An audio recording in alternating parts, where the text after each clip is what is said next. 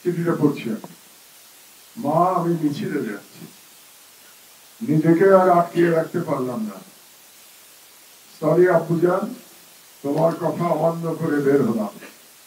স্বার্থপরের মতো ঘরে বসে থাকতে পারলাম না। আমাদের ভাইরা আমাদের ভবিষ্যৎ প্রজন্মের জন্য কাফনের কাপড় মাথায় বেঁধে রাজপথে নেমে সংগ্রাম করে যাচ্ছে, অকাতরে নিজেদের জীবন বিসর্জন দিচ্ছে। একটি প্রতিবন্ধী কিশোর, 7 বছরের বাচ্চা, ল্যাংড়া মানুষ যদি সংগ্রামে নামতে পারে, তাহলে আমি কেন বসে থাকবো ঘরে?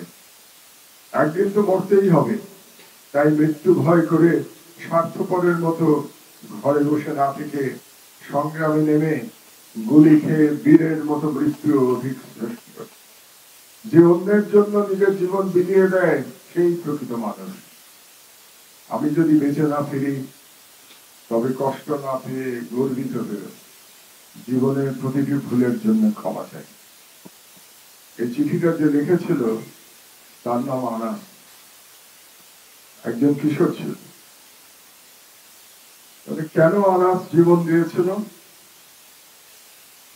তার আদর্শ কি ছিল? সে কি ক্ষমতার হস্তান্তরের জন্য জীবন দিয়েছিল? ক্ষমতার হস্তান্তরের জীবন দেয় নাই, শুধু রেজিম চেঞ্জের জন্য আনাস এমন চিঠি লিখে রেখে সত্যি সত্যি শহীদ হয়ে যায় না। সে বলেছিল তার ভাইদের কথা, যারা ভবিষ্যৎ প্রজন্মের জন্য জীবন দিচ্ছে। তার মানে আনাসের কাছে জীবন দেওয়ার অর্থ ছিল ভবিষ্যৎ প্রজন্মের জন্য একটি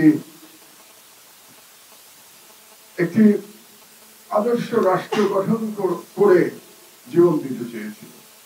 তার মানে সেই আদর্শ রাষ্ট্র এবং মানুষের অধিকার প্রতিষ্ঠা করাটাই আনাসের ওই কিশোর বয়সে তার মনে হয়েছিল।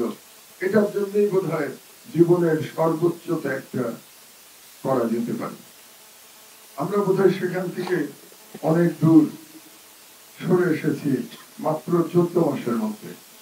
এটা দুর্ভাগ্যজনক। আমরা অনেক সময় বিতর্ক করি, আজকেও শুনছিলাম বক্তারা বলছিলেন এটা কি বিপ্লব নাকি অভ্যুত্থান নাকি আন্দোলন। এটা নিয়ে কিন্তু প্রায় এটা নিয়ে বিতর্ক হয়। বড় বড় রাজনৈতিক দলগুলো বিশেষ করে এটাকে বিপ্লব বলতে চান না। কেন বলতে চান না আমি জানি না। বিপ্লবে কেন তাদের এত ভয়, সেটাও আমি ঠিক বুঝি না। এটা হয়তো এস্টাবলিশমেন্ট থেকে সরে আসার যে ভয়, সেই ভয় থেকে এটাকে বিপ্লব মানতে চান না। কারণ বিপ্লবের চরিত্র হলো এস্টাবলিশমেন্ট ভেঙে দেয়া। এস্টাবলিশমেন্ট ভেঙে দিলে তাদের যে ক্ষমতা সেটা চলে যায়। এই জন্যই তারা এটাকে বিপ্লব বলতে চান না। আমি একটা উদাহরণ দিয়ে আপনাদেরকে বোঝাই এটা কি বিপ্লব ছিল না অভ্যুত্থান ছিল না আন্দোলন ছিল। আমি 2 দিন আগে কুমিল্লা গেছিলাম। কুমিল্লাতে একটা অনুষ্ঠানের আয়োজন করা হয়েছিল। কুমিল্লাতে যারা শহীদ হয়েছে সেই শহীদ পরিবারের সদস্যদের জন্য একটা সম্মাননার অনুষ্ঠান ছিল, শহীদ, আহত এবং জুলাই যোদ্ধাদের জন্য।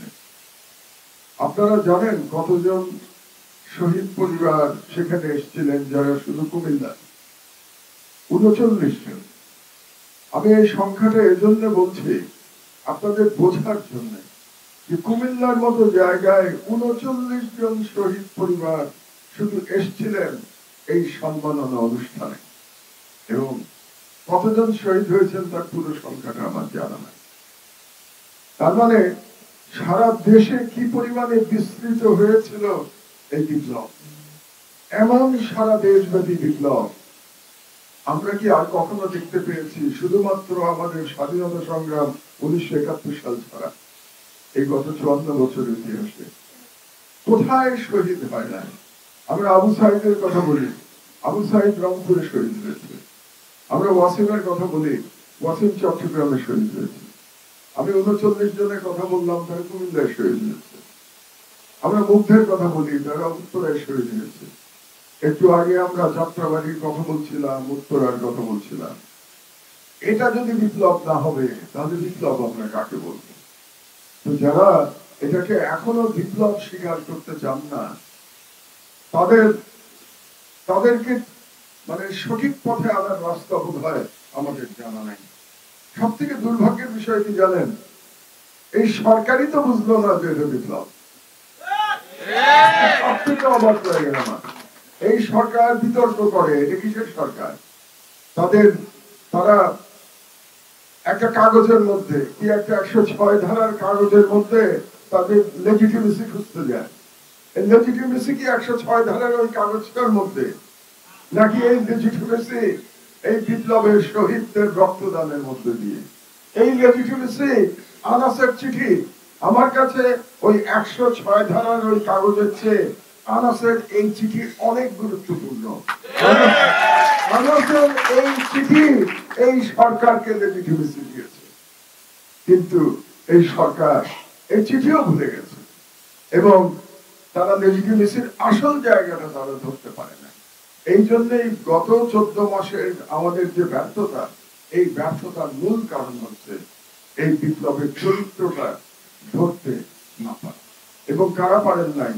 যারা ক্ষমতায় আছেন তারা পারেন নাই। ক্ষমতা বলতে কিন্তু শুধু সরকার না, বড় বড় রাজনৈতিক দলগুলো কিন্তু ক্ষমতার অংশ, আপনারা ভুলে যাবেন না। Because they are the part of the establishment.